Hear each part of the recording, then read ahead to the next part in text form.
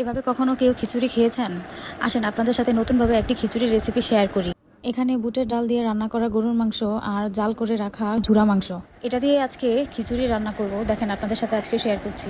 এভাবে খিচুড়ি রান্না করলে খিচুড়ির স্বাদ আরও দ্বিগুণ বেড়ে যায়। আজকে বাইরের ওয়েদারটা এতটাই সুন্দর, মেঘলা বৃষ্টি, চারদিক অন্ধকার, ঠান্ডা একটা আবহাওয়া। এমন ওয়েদারে খিচুড়ি না হলে তো চলেই না।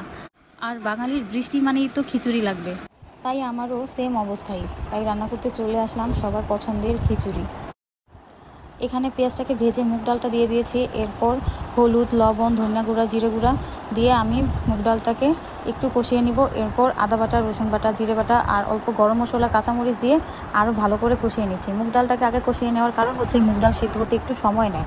তারপর কষানো হয়ে গেলে আমি ঢাকনাটা উঠিয়ে আবার নেড়ে চেড়ে কিছুক্ষণ আরও ভালো করে কষিয়ে নিব। এখন আমি চাল ডালকে ভালো করে ধুয়ে নিব। এখানে আমি পোলার চালের সাথে কিছুটা মসুর ডাল দিয়েছি আর ধোয়া হয়ে গেছে। এখন আমি চালটা ঢেলে দিব। তারপর খিচুড়ির চালটাকে এভাবে কিছুক্ষণ নেড়ে চেড়ে নিব। এখন কিছুক্ষণ ভালো করে নাড়তে হবে যাতে চাল ডালগুলো একসাথে ভালো করে মিক্স হয় আর একটু ভাজা ভাজা হয়। খিচুড়ির চালের কালার আর ফ্লেভার আসা পর্যন্ত এভাবেই কিছুক্ষণ নাড়তে থাকবো। খুব ভালো করে মিক্স করে কষিয়ে নিয়েছি। এখন আমি রান্না করে রাখা সেই বুটের ডালের মাংস আর ঝুরা মাংসটাকে দিয়ে দিব। এরপর এটাকেও ভালো করে মিক্স করে নিব। আর হ্যাঁ, অবশ্যই ভিডিওটি ভালো লেগে থাকলে লাইক, কমেন্ট অ্যান্ড শেয়ার করতে কিন্তু ভুলবেন না। আর আপনারা পাশে থাকলে নতুন নতুন ভিডিও কন্টেন্ট করতে উৎসাহিত হব। তাই আপনারা পাশে থাকলে ইন্সপায়ার হব। দেখেন এখানে আমার খিচুড়িটাকে ভালো করে নেড়েচেড়ে মিক্সিং করা শেষ। এখন খিচুড়িতে আমি গরম পানি অ্যাড করে দিয়েছি। এরপর আবার নেড়েচেড়ে ভালো করে মিক্স করে নিব। আপনারাও চাইলে এভাবে ট্রাই করে দেখতে পারেন, কেননা এই খিচুড়িতে যে মাংসটা অ্যাড করা হয়েছে সেই মাংসটা অনেকবার জাল করা হয়েছে। এতে মাংসটার স্বাদ আরও দ্বিগুণ বেড়ে গেছে। আর বুটের ডাল দিয়ে যে মাংসটা রান্না করা ছিল সেটাও এখানে দেওয়া হয়েছে।